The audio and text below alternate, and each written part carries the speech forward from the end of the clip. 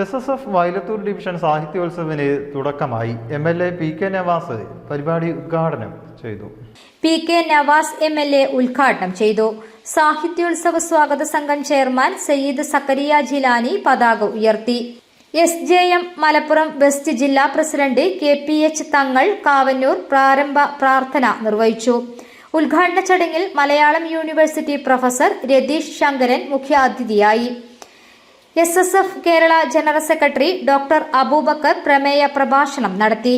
Division president Shamsuddeen Sukhafi അധ്യക്ഷത വഹിച്ചു. Division general secretary Suhail Adyakshery പ്രമേയം അവതരിപ്പിച്ചു.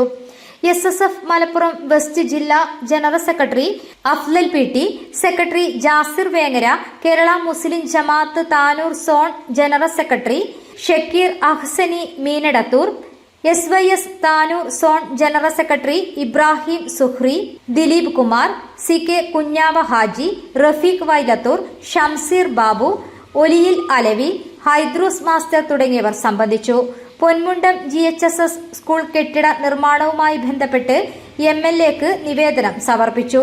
Division general secretary Suhail M സ്വാഗതവും ഡിവിഷൻ സെക്രട്ടറി മുഹമ്മദ് സഫ്വാൻ നന്ദിയും പറഞ്ഞു. News desk media vision.